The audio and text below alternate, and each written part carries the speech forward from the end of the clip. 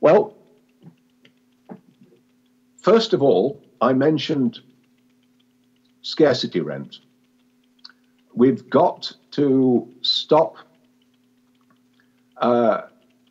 the excess price that's due to scarcity all accruing to the countries that are producing oil and other commodities. And my organization, FASTA, has developed a proposal. We developed it as a tool for dealing with climate change, but then we realized that it will deal with a lot of other things as well.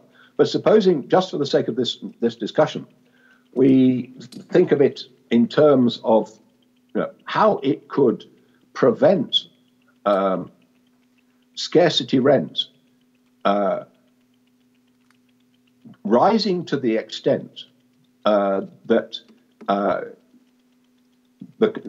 as the global economy recovers, the situation arises again that the oil and other energy producing countries get just so much money coming in that they need to invest it back, because we're not going to want to borrow it back anyway. There's some sort of blockage there.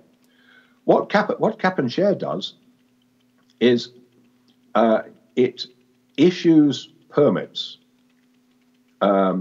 for the available production. So you would work with the producers. You would say, right, how much can you produce this year? Okay, that's the cap. So we now divide that amount amongst the countries of the world on the basis of their populations. And each person in those countries gets their allocation of essentially a permit to buy fossil fuels. It would be expressed in terms of emissions, the emissions from them, because that's you'd be trying to deal with climate too. So that's what you would cap. Okay, I get my permit. It might look something like that blue figure in the middle. That's my personal allocation. I take it to a bank or a post office or a dealer. It has a barcode on it, so it can be tracked, and I get paid for it. And this is an absolutely essential part of the scheme, because we know that as energy and commodity prices will rise, what is the thing? What is the main feature of a market economy? A market economy is that when a price rises, only the rich get to buy them. Yet there is this link between energy and food. Everybody needs a certain amount of energy. The prices of everything, because everything embodies energy, is going to rise. So therefore, at least a proportion of this money needs to get back into the hands of ordinary people right around the world. And those people are going to be spending that money. So it's never going to become capital. The whole point of this is that you've stopped the scarcity rent trying to come back into economies as capital. And so you could, it's a dual purpose tool. You can accelerate the rate at which fossil fuel output comes down in order to meet climate targets. Let's go to the next one. But let's think about the money supply itself. We're in a liquidity trap at the moment because nobody wants to borrow, and in many cases the banks don't want to lend. If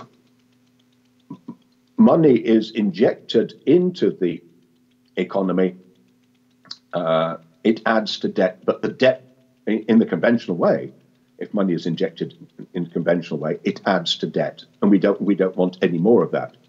So we need a non-debt currency, so we can create that out of nothing, no problem. I mean, that's essentially what the Fed is doing with its quantitative easing program. But instead of using that to buy bonds from the banks, which is what quantitative easing is, it should avoid the banks altogether. And it should give some to government at all levels so that they don't have to make the cutbacks that are being planned, and which in some counties, I understand, some states in the US have meant that police forces have been disbanded, that terrible things are happening if people in Europe are to believe the papers. And some should go to individuals to reduce their debt too. So if you got it, it would come in the form of a voucher. And this voucher could only be used for paying off debt, or if you didn't have any debt, if you were in that fortunate position, you could only invest it in a way that speeded the rate at which the United States moved to a low carbon economy. So if people were getting out of debt, if there was more money going into circulation, trading would be easier anyway. And there's nothing particularly sort of worrying about this. I mean, what is it these days that gives money its value? I mean, we noted that it's not tied to gold anymore, and it's only been loosely tied to the cost of living index. Money, the value of money these days is created by its users. I will agree to accept some funny money from you if I know that there's several other people that I can spend it with that will give me something of value from it. And they will only accept it if they know that they can pass it on to. So the value of money is created by its users. Let's go to the next slide. What's the alternative? Well, the banks go bust. Nicole is going to be right. Everybody's deposits will be lost. Riots will break out. Asset values, because there's no money about, will plunge to near nothing. Trading will become impossible. Only the Russians have much experience of doing everything on a barter basis because they went through a period when their money system collapsed, and so we can